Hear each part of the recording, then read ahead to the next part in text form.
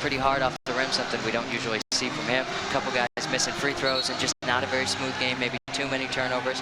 But now they're settled in. They started playing better. Micah Mason was the calming influence, our spotlight player, with a calming influence in that first half. So I think they'll be a little bit more settled, a few less turnovers in the second half. Bulldogs get the ball into the paint to Van Diest, and from behind, a ball knocked away, and he gets fouled by Lindsay. By the way, the officials have just come over to us prior to the start of the half to tell us back in the first half that Joey King getting tied up with Devontae Drinkard, and King called for the foul. Drinkard also was called for one. They've called a double foul on that situation. Yes, and that's why the shot clock didn't reset at that time. There was a little confusion on our parts, Larry, but nice of the officials to come over here and make sure to clear things up. Van Diest knocks down the free throw. That gives him 4 points and gives the Bulldogs a 3-point lead.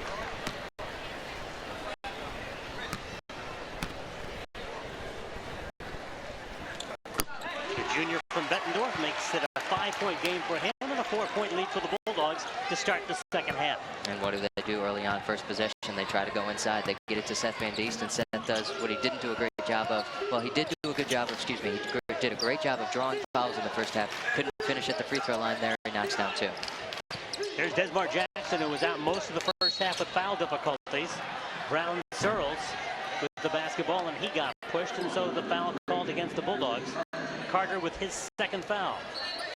And early on, calling a little tighter, a foul on each team on the first possession, going back and forth. So if you're a player, you have to recognize that. Maybe the game won't be as physical as it was in the first half. If officials are going to call it tighter, you have to adapt your style of play.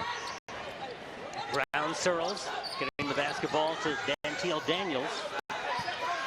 Now Jackson working against Hines again. They have guarded each other before, and this time advantage goes to Jackson as he gets his second basket. And they're going to go to him a lot in the second half if he can stay in the ballgame. That's very true, and he's the one guy that has a little bit of a size advantage on the player he's going against. Normally, the Southern Illinois team pretty much undersized at every position, but him at 6'5", going over the 6-foot Chris Hines, can post up and do a lot of things with the basketball offensively.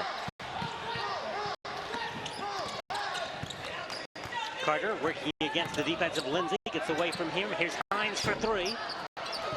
And the rebound is taken by Early. We mentioned it earlier, at 6'1", Early is the best rebounder in the country. 6'1" or shorter, averages 7.5 rebounds a game.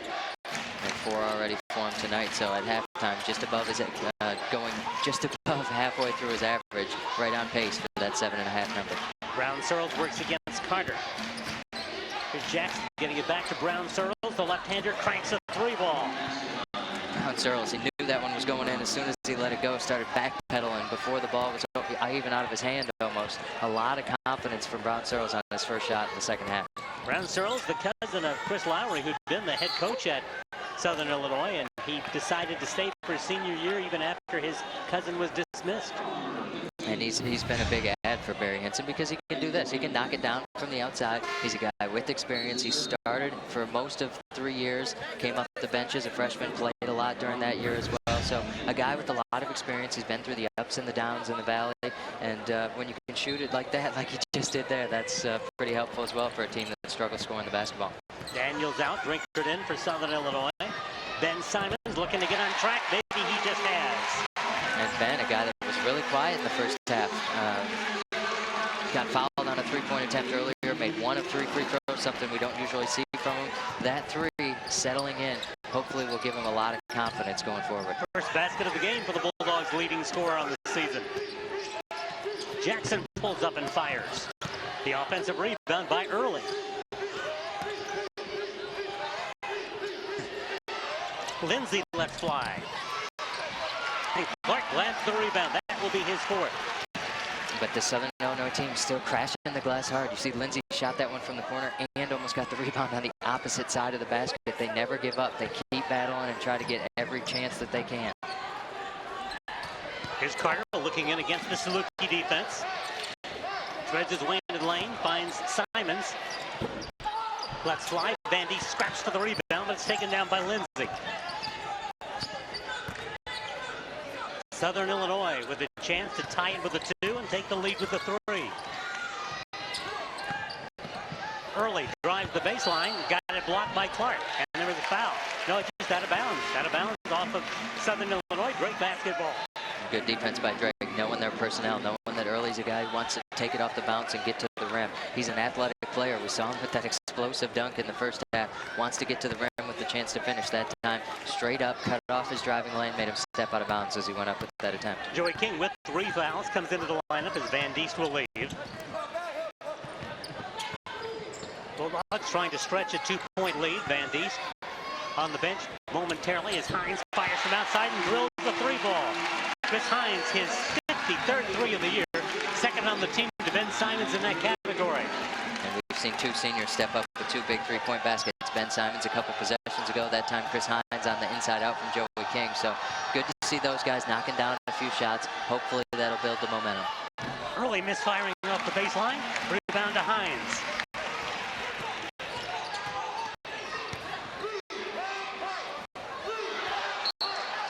Little miscommunication there results in a Bulldog turnover, and the ball goes back to SIU.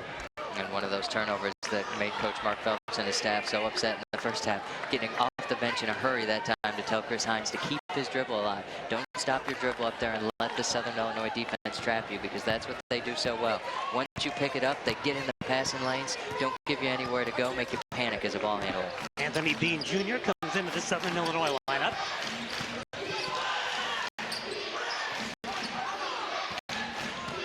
Lindsay comes off the screen. Early on the drive to score. He is tough to stop. A little bit of old school move there by Jeff Early coming through, almost like a Dolph Pulliam sky hook as he goes through the lane. An ode to the Drake radio announcer over there, the guy being honored this evening. Carter works the left side of the floor with the pass to King, who draws a lot of attention from Early. Carter bringing the ball back to the outside, 10 seconds on the shot clock. Clark sets the screen, 4 seconds to shoot it. King forces a shot with a 1 on the shot clock, and the rebound goes out of bounds. And with that, a break in the action at 15:03. The Bulldogs, a team, one of the best teams shooting the 3-ball.